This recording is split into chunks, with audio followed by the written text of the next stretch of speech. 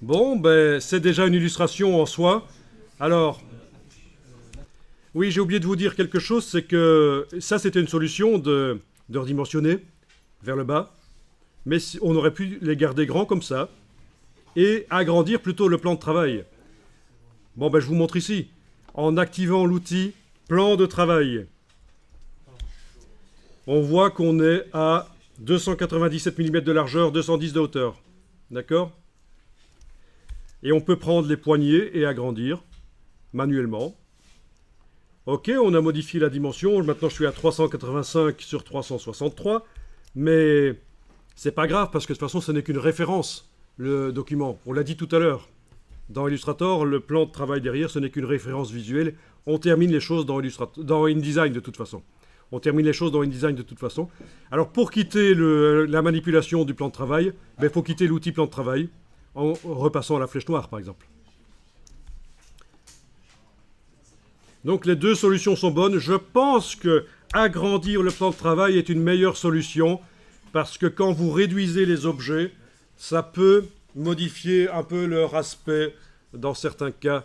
On y reviendra plus tard, mais privilégiez plutôt la deuxième option qui consiste à augmenter le plan de travail. Enfin, d'une manière ou d'une autre, vous avez votre arbre et votre singe qui sont sur une feuille blanche comme ça.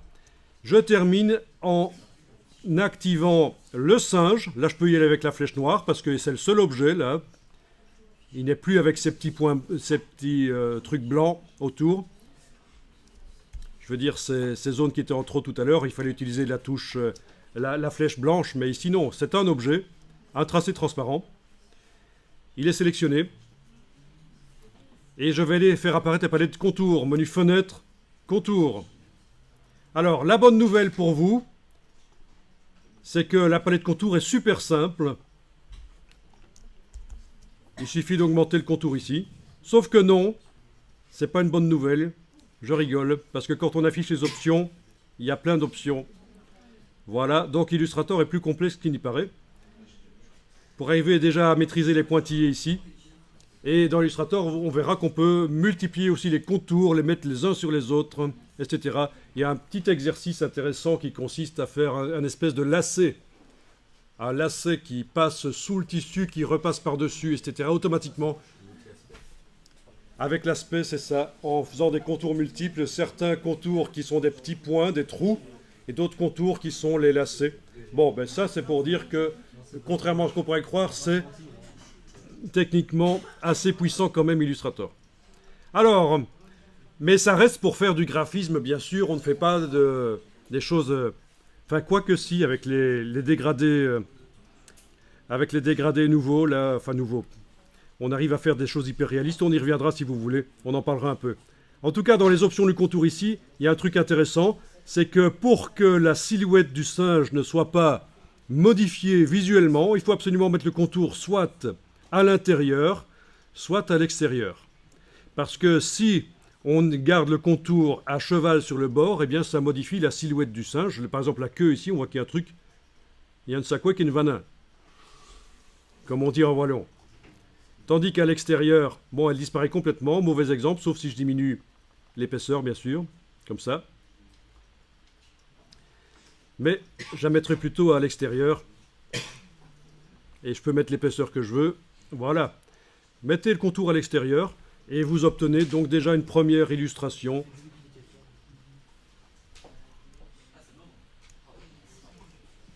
Alors bien sûr, la branche, tout ça, il faut retravailler éventuellement.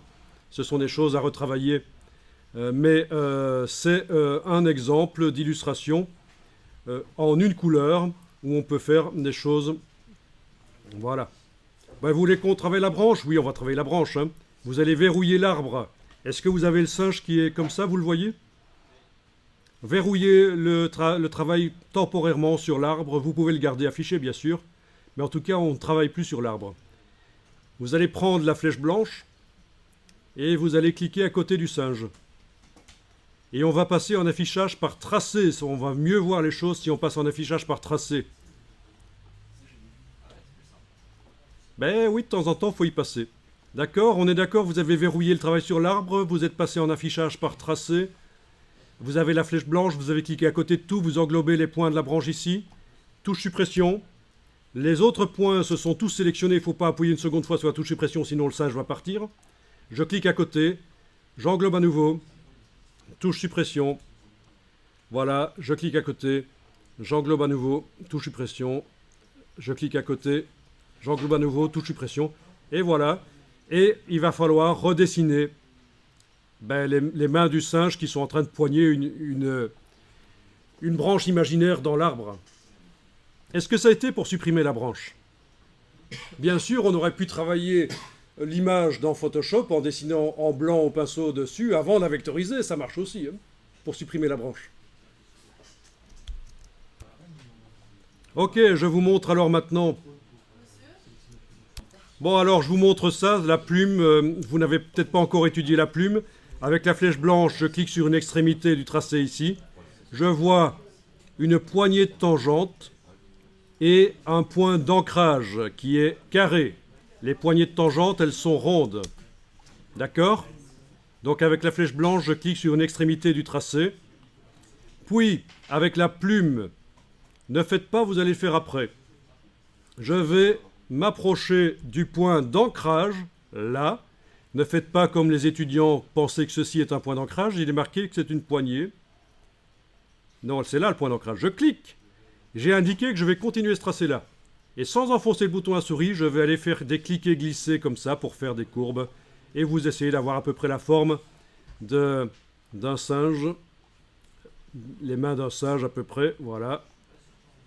Et je reviens sur le point de l'autre côté, cliquer, glisser, et voilà. Et évidemment, avec la flèche blanche, par la suite, on peut aller cliquer à côté et revenir sur le point et le bouger. Avec la flèche blanche, ça sert aussi à ça, la flèche blanche. Voilà, même englober plusieurs points, les bouger. Donc techniquement, c'est comme ça que ça marche Illustrator. Vous démarrez d'une image, mais vous pouvez bien sûr l'adapter de plein de manières différentes. Alors, je ne vais pas en dire trop ici parce que c'est le début. Et je pense qu'on a déjà vu énormément de choses ici.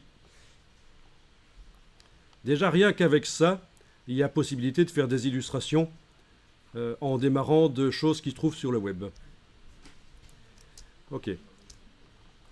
Peut-être que finalement, le truc qui relie les deux mains, là, c'est pas nécessaire. Donc, je vais sélectionner un point, touche suppression, je clique à côté, je resélectionne un point.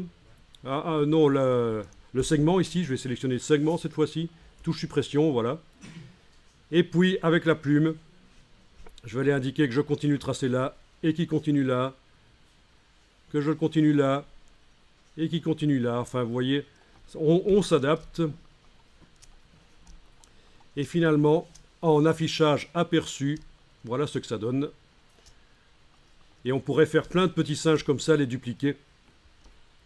Alors, au niveau de l'affichage aperçu, quand vous êtes en affichage tracé, ça vous propose deux aperçus si votre carte graphique est valable. Soit utiliser les processeurs de la carte graphique, le GPU, soit utiliser le processeur central de l'ordinateur. Si vous avez une carte graphique avec des processeurs pour venir en support avec à Illustrator, une carte graphique compatible Adobe, eh bien, vous choisissez aperçu GPU. C'est mieux, c'est plus rapide. Sauf que parfois ça foire, il faudra repasser en CPU. Mais ça, vous le verrez tout de suite quand ça foire. Ok. Bon, ça a été vite, mais c'est la fin et vous aurez la vidéo. Je repasse donc en affichage aperçu GPU ici. J'ai la possibilité de déplacer, une fois que je le sélectionne, le singe, je le déplace avec la flèche noire en enfonçant la touche Alt. Et ça me fait des copies de singes que je peux redimensionner pour en avoir des petits et des gros. Voilà, etc. Je n'en dis pas trop ici parce qu'il y a des choses qui peuvent être dites en plus, mais je ne vais pas en dire trop.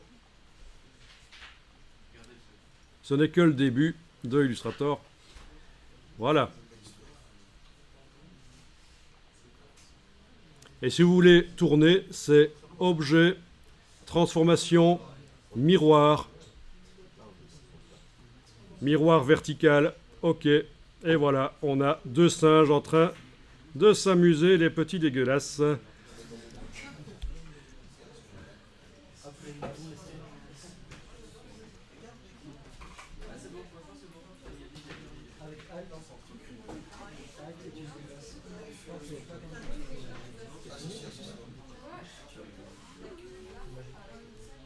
Ah, petit problème ici. Ok, sélectionner avec la flèche noire. Transformation. Agrandir. Ok.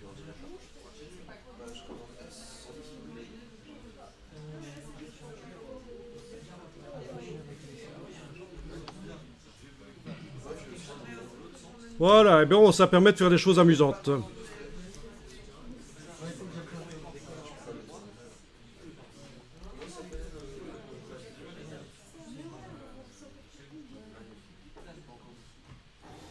Ok? C'est pas mal, c'est des débuts d'illustration, ça, hein, c'est des trucs d'artistes, hein, c'est de graphistes. Hein. Ce système de l'encoche, parce que c'est ça qu'on fait. Quand je positionne un singe avec un contour blanc par-dessus une forme noire, je fais des encoches. Et c'est graphique directement, c'est pas mal. Du